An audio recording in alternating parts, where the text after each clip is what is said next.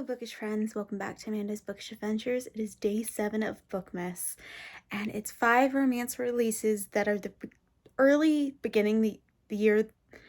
I think the 5th one comes out in April. You'll be in this video, you'll see me showing you the cover and reading on the screen, filming at my computer, but I thought I would tell you have an opening. So I have 5.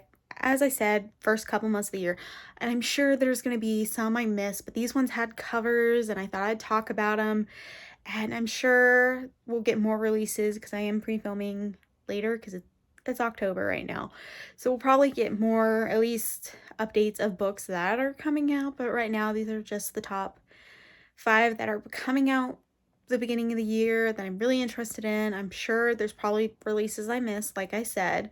So the first one is Secretly Yours. That comes out February 7th.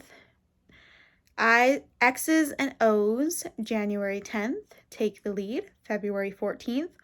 Full Exposure, February 21st. And I want to say Monopolove.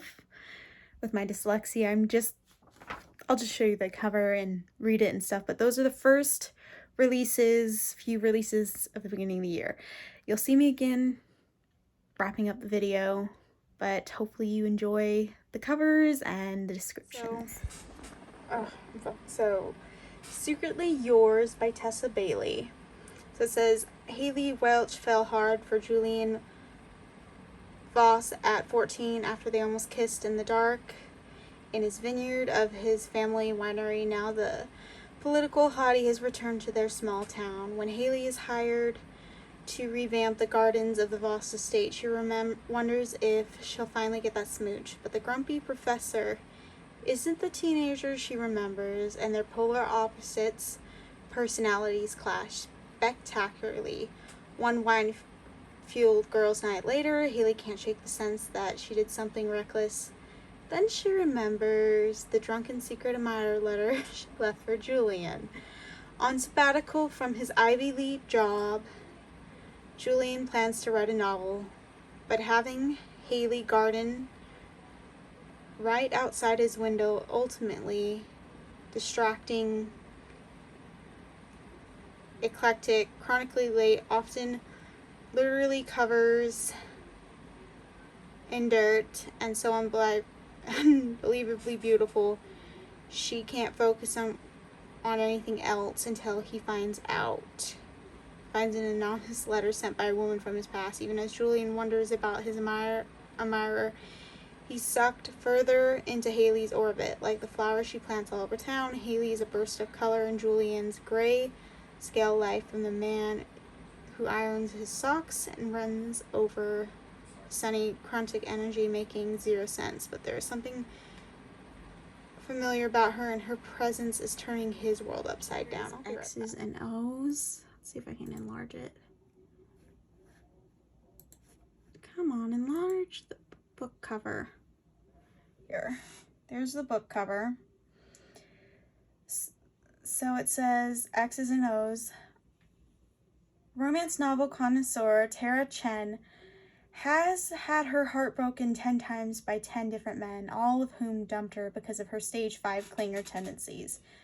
Nevertheless, Tara is determined to find the one. The only problem? Classic meet cutes are dead thanks to modern dating apps. So Tara decides to revisit her exes in hope of securing her own trope-worthy second chance romance. Boston firefighter Trevor Metcalf will be the first rushing into a burning building, but the last to rush into a relationship. Love just isn't his thing. When his new roommate, Tara, enlists him to help her reconnect with her exes, he reluctantly agrees, but Tara's journeys leading him to discover his own new chapter. There is more time spending together. The more time they spend together, the more time Tara realizes Trevor seems to be the only one who appreciates her authentic, dramatic self. To claim their happily ever after, can Tara and Trevor read between the lines? Sounds cute. I had to change Take the Lead because that's a reprint. Beautiful book. Plan on reading it, but I found another release. So, Too Wrong to Be Right. After her latest jerk of a boyfriend dumps her and ditches her with his pet hedgehog, Flora's cat Kowalski is done chasing after Mr. Wrong. With her two best friends moving on to more serious relationships, she's ready to stop repeating the same mistake that's leaving her stuck in the single lane. Armed with a list of qualities for her perfect Mr. Right, Kat swears off dating until she finds him. Then, in a meat disaster involving a corpse, a salty cockatoo, she stumbles across Mick O'Sullivan at his family funeral home. Their immediate chemistry warms Kat to keep things platonic. After all, following her heart never worked out in the past. And this time she's determined to listen to her head. But can Kat and Mick just be friends? As she gets to know him better, the lines blur, and Kat wonders if she's gotten it wrong and Mick is exactly who she's been looking for. And that comes out February 28th. Then we got Full Exposure. I'm really excited about this one. Boudoir photographer Josie Parks never takes a vacation, but when a client cancels a New Orleans shoot at the last minute, she decides to fly out from her Washington, D.C. studio anyway. Maybe the trip will reawaken her recent stagnant muse. After all, it's Mardi Gras season. Spencer Pam has come home after 12 soul-sucking years in corporate to pursue his passion, making a docu-film on his family histories as the first Vietnamese Mardi Gras Krewe. The last thing he expects is getting whacked in the head by a beautiful woman trying to snag some parade beads. During a long night at urgent care, Spencer and Josie connect over their artistic pursuits. He offers to show her the real New Orleans if she helps him with camera work for his film. Despite Josie's type A personality, personality clashing with Spencer's, I can't say that what it is, I'm going to say laissez-faire attitude, they seem to make a great team, and soon the good times are rolling, both on and off camera. But Josie has a life in D.C., and they both have big dreams they're chasing. When the big easy fling starts feeling awfully serious, can they find a way to choose between personal and professional? Really interested in that one. And there's the one I can't say. It just does not work with my dyslexic brain. So if Harper Sloan has learned anything, it's not that you can't throw money at a problem. So when she learns that her beloved game store she owns with her sister and best friend is struggling, instead of mortgaging her pride and grabbing the pile of uncashed checks from her absentee father, she rolls up her sleeves and enters the city Monopolies tournament to save Loving Games. Declan Wilde is handsome, new in town, doctor looking to set his karma straight.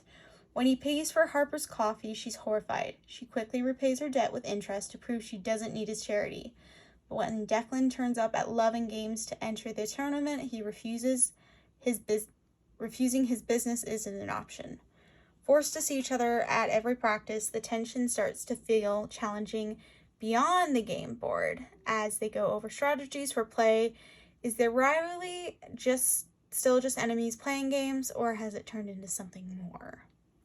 I think the ones I'm really looking forward to out of the 5 is Secretly Yours, and I exit out of it, but it's just before this one. I could probably bring it back up because my brain's not focusing on what it was.